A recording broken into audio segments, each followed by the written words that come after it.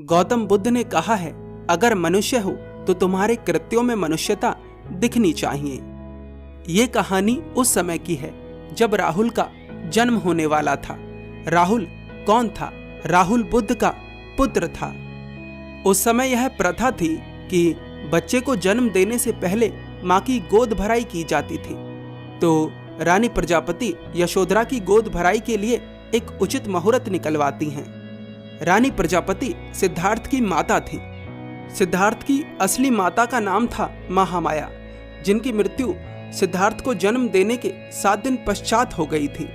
पर उसके बाद उन्हें रानी प्रजापति ने पाला था, जो कि महामाया की बहन थी, और सिद्धार्थ उन्हें ही अपनी असली मां समझते थे। रानी प्रजापति गोद भराई के लिए उचित मुहूर्त निकलवाती हैं, परंतु कुलगुरु कहते हैं कि अगले लंबे समय तक कोई मुहूर्त नहीं है, उल्टा संकट का समय आ रहा है। रानी प्रजापति पूछती हैं, कैसा संकट कुलगुरु? कुलगुरु कहते हैं, सिद्धार्थ पर राहु भारी है। यदि बच्चे और पिता का मिलन हुआ तो पिता की मृत्यु हो सकती है। रानी प्रजापति पूछती हैं, इस समस्या का समाधान क्या है कुलगुरु? कुलगुरु कहते हैं, हमें कुछ समय तक पिता और बच्चे को एक दूसरे से दूर रखना होगा। समय बीतता है और यशोधरा एक सुंदर पुत्र को जन्म देती हैं। जन्म के तुरंत बाद ही सिद्धार्थ अपने पुत्र को देख लेते हैं, जिसके कारण कुलगुरु रानी प्रजापति से कहते हैं, ये सिद्धार्थ ने सही नहीं करा, अब हमें एक बलि देनी होगी, जिससे कि सिद्धार्थ के सर से मृत्यु का संकट हट सके।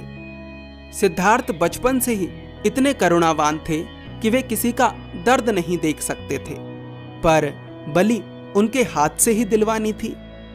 ये वही समय था जब धीरे धीरे सिद्धार्थ के सामने जीवन के सत्य आ रहे थे। राजा शुद्धोधन की लाख कोशिशों के बाद भी सिद्धार्थ के सामने वे सभी सत्य आ रहे थे जिन्हें उनसे छिपाया गया था। सिद्धार्थ के हाथों बलि दिलवाना मुश्किल था, पर कुलगुरु इस कार्य को संपन्न करने का निश्चय करते हैं। एक एकांत स्थान पर बलि देने की व्यवस्था करी जाती है और सिद्धार्थ को बुलाया जाता है। सिद्धार्थ पहुंचते हैं और देखते हैं कि हवन कुंड के पास ही एक पशु बंधा हुआ है, जिसके गले में फूलों की माला पड़ी है। सिद्धार्थ कुलगुरु से पूछते हैं, गुरुदेव, ग्रह शांति के हवन में इस पशु का क्या काम? कुलगुरु कहते हैं, सिद्धार्थ, पहले तुम पूजा में सम्मिलित तो हो जाओ, उसके बाद मैं तुम्हारे हर प्रश्न का उत्तर दूंगा। सिद्धार्थ कुलगुरु के साथ हवन कुंड के पास बैठ जाते हैं। कुलगुरु कहते हैं, सिद्धार्थ, आहुति दो। सिद्धार्थ आहुति देते हैं। कुलगुरु कहते हैं, सिद्धार्थ, मंत्र उच्चारण करो। सिद्धार्थ मंत्र उच्चारण करते हैं। उसके बाद कुलगुरु फरसा मंगवाते हैं। फरसे का अर्थ होता है काटने वाली चीज, जैसे कुल्हाड़ी। सिद्धार्थ फरसे को देखकर थोड़ा चौंकते हैं और कुलगुरु से पूछते हैं, कुलगुरु, हवन में इस हथियार का क्या काम है? कुलगुरु कहते हैं, जो रक्षा करता है उसकी भी तो पूजा होनी चाहिए। इस पर तिलक लगाओ सिद्धार्थ। सिद्धार्थ उस हथियार पर तिलक लगा देते हैं। कुलगुरु कहते हैं, अब इसे अपने हाथों में पकड़ो और हवन के 5 चक्कर लगाओ।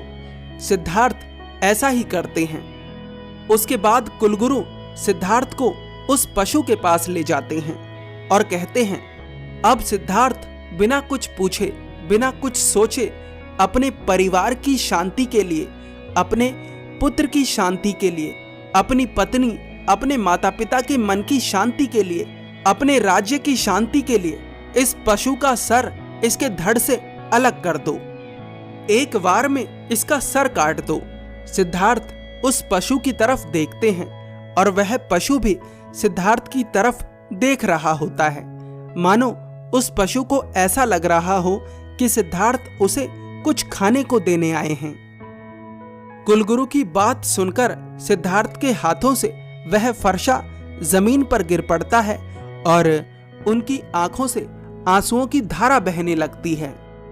सिद्धार्थ कहते हैं, कुलगुरु, ये क्या करवा रहे थे आप मुझसे? कुलगुरु कहते हैं, यह आवश्यक है सिद्धार्थ, यदि तुम्हें अपने प्राण प्यारे हैं तो। सिद्धार्थ कहते हैं, अपने प्राणों की रक्षा करने के लिए किसी दूसरे के प्राण ले लेना, ये कैसी मनुष्यता है? कुलगुरु कहते हैं, सिद्धार्थ, ये शास्त्रों में लिखा है। सिद्धार्थ कहते हैं, हाँ, पढ़ा है मैंने। अपने ऊपर से संकट हटाने के लिए अपनी किसी प्रिय वस्तु को त्याग करें। मनुष्य के लिए तो सबसे अधिक प्रिय उसके खुद के प्राण हैं, तो क्यों ना मैं खुद ही अपने प्राण त्याग कर दूं। संकट मेरे जीवन पर है, इसमें इस मूक पशु का क्या दोष है? इसे क्यों मारा जा रहा है? इसे किस बात की सजा दी जा रही है? क्या इसका यही दोष है कि यह बोल नहीं सकता, यह लड़ नहीं सकता? वह कैसा ईश्वर है जो किसी निर्दोष को दर्द देने पर किसी दूसरे के दर्द को, किसी दूसरे के संकट को हर लेता है?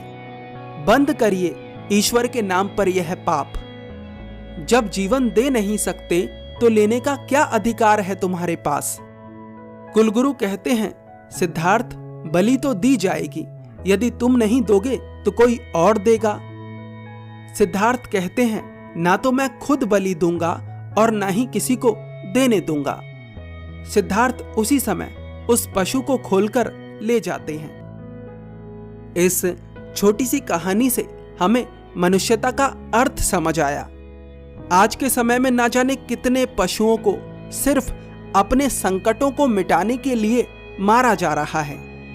लोगों को लगता है कि अगर वो किसी मूक निर्दोष पशु को मार देंगे तो उनके जीवन से संकट चला जाएगा, या फिर लोग स्वाद के लिए पशुओं को मार रहे हैं। आपने देखा है, जब पशुओं को मारा जाता है तो उनकी आंखों से कैसे आंसू बहते हैं। वो भी जीना चाहते हैं, उनका भी अधिकार है जीने का, पर क्योंकि आप ताकतवर हैं, आप लड़ सकते हैं, आपके भीतर ज्यादा क्षमता है, इसलिए आप उन्हें मार देते हैं। मेरा आप सभी लोगों से अनुरोध है कि जीवन कब शुरू हुआ, कब खत्म हो जाएगा नहीं पता। बीच में मनुष्य बनने का समय मिला है, कृपा कर मनुष्य बनिए। मनुष्य बनकर जीने का एक अलग आनंद है। वो चीज किसी से मत छीनिए जो आप उसे वापस नहीं दे सकते। मैं प्राण की बात कर रहा हूं। अपनी प्रतिक्रिया अवश्य दें अगर आप मेरी बात से सहमत हैं तो। धन्यवाद।